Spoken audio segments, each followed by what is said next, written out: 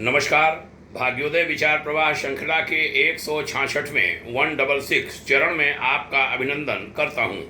आज रविवार 30 जुलाई 2023। आज का विषय लेता हूं कि तुम यदि नदियों का अपमान करोगे तो वे तुम्हारा जीना हराम कर देंगी। अपमान किसी को भी पसंद नहीं, गंवारा नहीं, वो चाहे मानव हो, स्त्री हो, पुरुष हो, बालक हो, बालिका हो, अथवा नदियां ही क्यों न हो। नदी भी अपने अपमान से आहत होती है, अपमान पर वह नाराज होती है। प्रकृति भी अपने अपमान को पचा नहीं पाती, उसकी आदत अपमान पचाने की है ही नहीं। यह बात मानव समझना नहीं चाहता। वह नदियों का, प्रकृति का निरंतर अपमान करता रहता है। लेकिन जब प्रकृति अपने पर आ जाती है तब चालाक और शक्तिमान कहे जाने वाले मनुष्य को वो बेहद लाचार बना देती है। इन दिनों उत्तर भारत और पश्चिमी भारत के बहुत बड़े क्षेत्र में यही हो रहा है। प्रकृति के सामने, नदी के सामने मानव बेहाल है। देश की राजधानी दिल्ली को ही ले लें, झीलों की महानगरी बन गई कुछ ही दिनों में हमारी दिल्ली।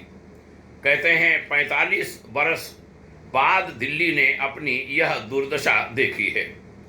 1978 में 207.49 मीटर यमुना का सर्वाधिक जलस्तर था दिल्ली में। जुलाई 2023 अभी वह उसे भी पार कर गया और 2.62 मीटर ऊपर बहने लगा। राहत कार्य बेकाबू हो गए। बात केवल राजधानी दिल्ली या महानगरों की ही नहीं है, बल्कि मझोले और छोटे शहर भी पानी पानी हो रहे हैं, और वह देश भर में हजारों हैं। वहाँ भी अनेक कमियां हैं, जल निकासी की समस्याएं हैं, नगर नियोजकों का अभाव है।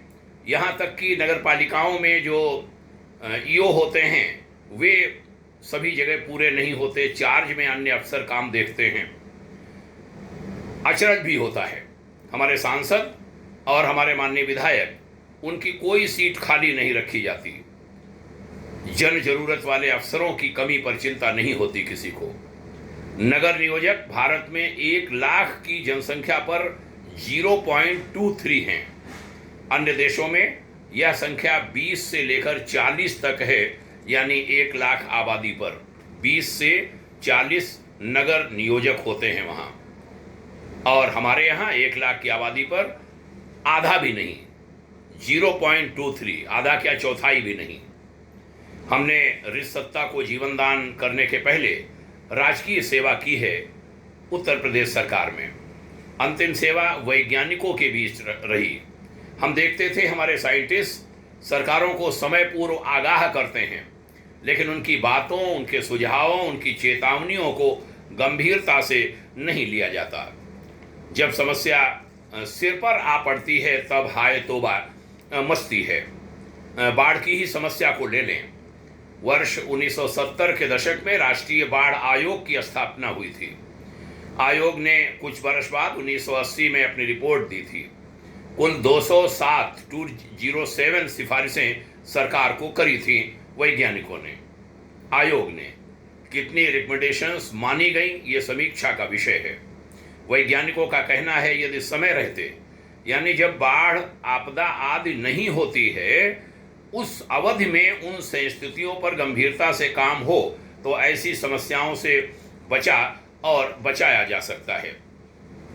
अभी वरिष्ठ जल विशेषज्ञ दिनेश मिश्र की एक रिपोर्ट हम पढ़ रहे थे।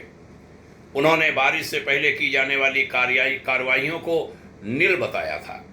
नदियों की सफाई किए बिना, उनकी गहराई बढ़ाए बिना, बांधों से जल छोड़ने की कार्रवाई को आपराधिक कृत्य, आपराधिक घटना का दर्जा दिया जाना चाहिए, ये कहा जा रहा है। आप बांध बनाकर रखें और अचानक जल छोड़कर उन क्षेत्रों जिनका कोई दोष नहीं, उनको डुबो दें, महीनों के लिए वहाँ के लोगों का जीवन नरक बना दें, ये किसी भी तरह से वाजिब नहीं। पानी हो या हवा, जमीन हो या पहाड़, फसल हो या खेत, उनको वश में यानी कब्जे में कर लेने की जो मानवीय भूल है वह अनेक निर्दोषों को मौत की नींद सुला देती है या बहुत भारी तकलीफों में डाल देती है। इस ऋषि राष्ट्र ने नदियों को मां कहा। हमने उन्हें संसाधन मानने की भूल कर दी। हमने यहाँ जल संसाधन विभाग बनाया। अब इधर की सरकारों ने उसे जल शक्ति मंत्रालय, जल शक्ति विभाग नाम दिया। स्वागत योग्य है। वो शक्ति है, पावर है, ताकत है, माँ है। माँ ताकत होती है। हमारे यहाँ मातृशक्ति को महाशक्ति कहा गया। वो संसाधन नहीं हो सकती। माँ संसाधन नहीं हो सकती। माँ का दोहन नहीं हो सकता, संसाधनों का दोहन होता है। और अमर्यादित दोहन का दंड भुगतना ही पड़ता है, चाहे दोहन नदी का हो या दोहन पहाड़ों का हो या दोहन प्रकृति का हो या दोहन पर्यावरण का हो या दोहन पेड़ों का, वृक्षों का हो या दोहन सरोवरों, तालाबों आदि का हो। किसी का भी अमर्यादित दोहन आपको परेशान करेगा ही। दोहन करने की सजा तो प्रकृति हमको देगी ही। दोहन यदि जरूरी भी है तो उसकी कोई मर्यादा तो तय करनी ही पड़ेगी। आइए नदियों के साथ हम माँ जैसा व्यवहार करें, गाय के साथ माता का व्यवहार करें, प्रकृति के साथ माता का व्यवहार करें, सरोवरों, तालाबों, पेड़ों के साथ मित्रवत व्यवहार करें, शत्रुवत नहीं। इनका संरक्षण हमारा अपना संरक्षण होगा। खुद बचें, अन्यों को भी बचाएं, स्वयं सुखी रहें, दूसरों को भी सुखी रखें। बहनों भाइयों, यह आज का प्रस्तुतिकरण भाग्योदय विचार प्रवाह श्रृंखला के अंतर्गत 21 मई 2020 से आरंभ हुई यह श्रृंखला 150 की संख्या पार कर चुकी है। आज हम 166वें चरण में हैं। इसका लाभ अनेक लोग उठा रहे हैं। आप भी उठाइए, अन्यों को भी कृपया इसको बताइए, ये निवेदन करूंगा। उधर युगऋषि विचार श्रृंखला भाग्योदय फाउंडेशन की, उसका 942वां चरण है आज। और चरैवेति श्रृंखला भी चल रही है, उसका 200 के ऊपर संख्या पहुंच चुकी है। 211वां चरण आज उसका भी है। इन श्रृंखलाओं का हम लाभ उठाएं, अन्यों को भी इनके लाभ दें, यह निवेदन करता हूं। राम महेश मिश्रा इंग्लिश में टाइप करेंगे। जो यूट्यूब चैनल है भाग्योदय फाउंडेशन का, इसका लाभ उठाएं।